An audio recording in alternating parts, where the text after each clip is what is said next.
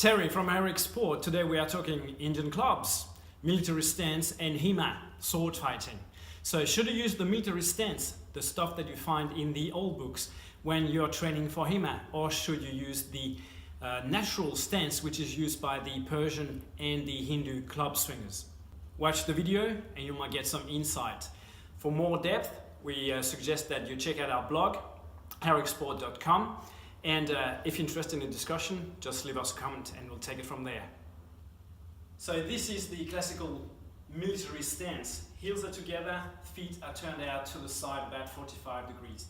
So we create a small base of support, but of course by having the toes turned out, we sort of like reintroduce a bit of stability compared if we had the toes straight ahead. Yeah? So from here, from this position now, we're going to dissociate the lower body and the upper body and make sure that everything in your body is facing squared up, straight ahead. So I'm not rotating the head or not rotating the hips as I swing. You can find out why in our blog. So the type of swinging that we'll do, for example, would be like this. The clubs are moving around the body, and then if we're working on asynchronic type of swings, you can see that now my body, my midsection is really to engage to avoid that natural rotation that would come with the swings. In contrast, the Persians and the Hindu club swingers would stand in natural training stance, which is like a lot more athletic, a lot more squared up, bigger, broader base of support for stability. Remember that those guys are also swinging a lot heavier clubs than the traditional British style Indian clubs, up to 2 kilos. So when you start swinging really heavy clubs, it's impossible almost to do synchronic swings, so you have to work in alternating movement, and here you can see that my body is turning from side to side.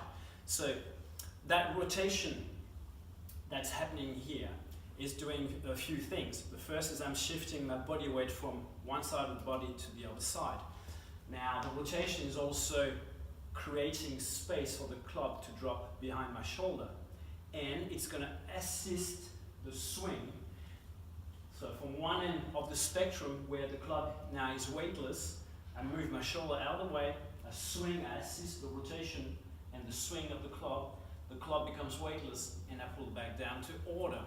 So it becomes a really full body integration type of movement when we're swinging heavy clubs. It's impossible to do heavy club swinging in the military stance, or you have to be really, really strong. So you have to ask yourself the question, which style is relevant for me? Should I blindly follow the old textbook, or should I think that maybe our midsection and the movement of the hips and so on, everything is linked to locomotion and being able to strike, right? Regardless that you are throwing a punch, rotation comes in the act. Same with the kicks, same if you're throwing a javelin. We generate power through that rotation happening through our midsection. So I'm not sure why you want to swing Indian clubs by dissociating and locking up everything around the midsection where the power comes from. Remember, if you got any questions, you want to take the discussions further, check out our blog, check out the discussion on Facebook, or leave a comment on YouTube below. Thanks for watching, guys. ericsport.com, home of the Palavando.